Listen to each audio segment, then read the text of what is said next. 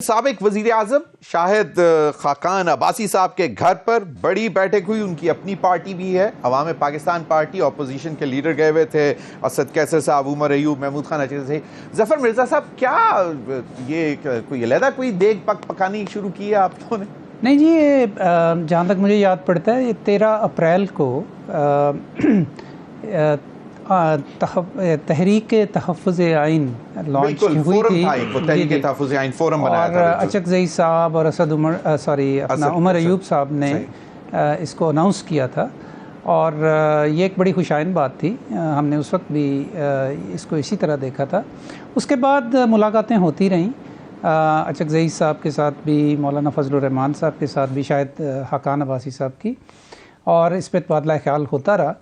आज एक भरपूर वफ़द आया था पूरा इस तहरीक तहफ़्फ़ुज़ आइन का, और उन्होंने बाकायदा फिर एक दावत दी शाहिद खाकान अब्बासी साहब को to become part of this movement, और उन्होंने ख़ासी इस पे यानी ज़ोर दिया इस चीज़ के ऊपर कि आपको इसमें ज़रूर शामिल होना चाहिए। तो उस हवाले से फिर शाहिद साहब ने असूली तौर पे 1 पॉइंट एजेंडा पे ये कहा कि अगर तो हम सिर्फ बात कर रहे हैं रूल ऑफ लॉ की और कॉन्स्टिट्यूशन की, अप होल्डिंग द कॉन्स्टिट्यूशन, तो उसमें तो उनकी एक बड़ी स्टेटेड पोजीशन है बड़े अरसे से कि तमाम स्टेक होल्डर्स को आपस में मिल के बात करनी चाहिए। खतरा कहाँ से आइन को? जी, आइन को खतरा कहाँ से है? कहाँ से नहीं है देने के लिए खतरा कहाँ से नहीं है, आप मुझे बताइए। इलेक्टेड गवर्नमेंट बैठी है, इलेक्टेड पार्लियामेंट है, पार्लियामेंट सब, ये आप लोग पार्लियामेंट में सेनेटर्स बैठे हुए हैं सारे, तो पार्लियामेंट बन जाने से चीज़ें जो हैं वो कोशर तो नहीं हो जाती ना जी। अच्छा, इस वक्त तो सूरत हाल ये है ना कि एक मैंडेट जो है उसका एक बहुत बड़ा इशू है पाकिस्तान के अंदर। लेजिटिमेसी इन पॉलिटिक्स जो है वो under huge question, and that is why you think कि आइन जो है वो एब्सोल्युटली फिर 26th अमेंडमेंट जिस तरीके से हुई है, that was entirely politically motivated. तो मतलब रूल ऑफ लॉ पाकिस्तान में है कहाँ पे? आपकी पूरे मुल्क के अंदर आम आदमी किसी भी अगर महकमे में चला जाए, वो अगर बाअसर है तो उसका काम हो जाएगा। रूल ऑफ लॉ के नाम की तो कोई चीज ही नहीं।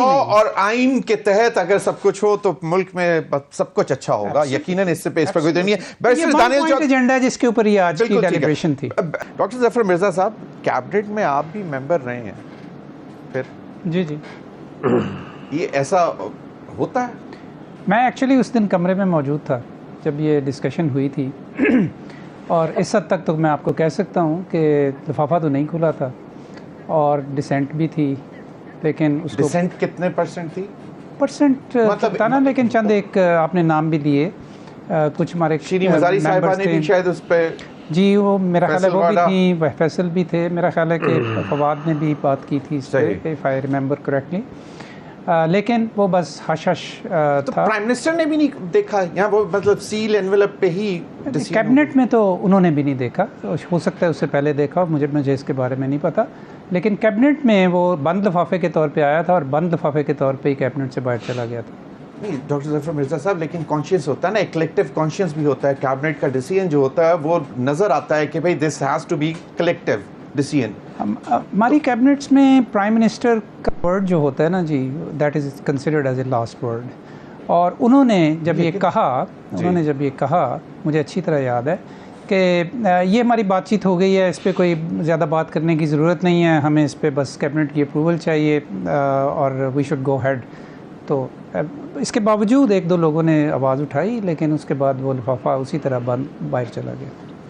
तो रिएक्शन क्या था प्राइम मिनिस्टर का जब 2-3 लोगों ने कहा कि जी नहीं, एटलीस्ट वी शुड नो? बस लिखा तो होगा ना, जो सप्लीमेंट्री एजेंडा आया, ये सप्लीमेंट्री एजेंडे में आया था ना, उसमें लिखा तो हुआ था ना कि जी ये मामला है, ये प्रोसीजर्स आए हैं and that would be given to the supreme court, बस दैट्स इट। ये भी नहीं लिखा हुआ था?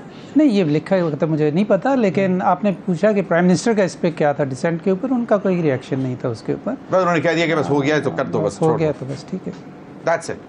Uh, डॉक्टर जफर मिर्जा साहब, मुझे ये बताएं कि ये नैब को कहा जाता था, सारी सियासी पार्टीज ने ये कहा कि ये एक टूल है आर्म ट्विस्टिंग के लिए, पॉलिटिकल विक्टिमाइजेशन के लिए। सब ने बोला और सब इससे जो है वो डसे भी गए। और अब देखा है कि मतलब बानी पीटीआई इमरान खान साहब के ऊपर भी आज फैसला आ गया। तो आपको क्या लगता है, क्योंकि मुझे याद है शाहिद खाकान अब्बासी साहब कहते थे कि अगर कोई सबसे बड़ा इल है इस वक्त पाकिस्तान में तो वो नैब है, नैब ख़त्म कर दें तो सारे मामला ठीक हो सकते हैं। जी बिल्कुल। उनकी ये एक स्टेटेड पोजीशन है, वो रिपीटेडली ये कह चुके हैं, और उनका ये ख्याल है कि नैब जिस तरीके से पॉलिटिकली केसेस करता है और पॉलिटिकली मोटिवेटेड है और पॉलिटिकल रिवेंज के तौर पे इस्तेमाल किया जाता है, तो ये अगर ना हो तो शायद पाकिस्तान की जो सिस्टम है वो ज़्यादा बेहतर तरीके से चल सकता है। ब्यूरोक्रेसी के अंदर भी आपको मालूम है कि हमारे जो ब्यूरोक्रेट्स हैं वो डिसीजंस नहीं लेते, इस वजह से कि जहाँ भी कुछ साइजेबल अमाउंट इन्वॉल्व होती है तो वो डिसीजंस डिले करते हैं, उन्हें डेलीगेट करते हैं, और वो बहुत ज़्यादा उसकी वजह से नुकसान होता है।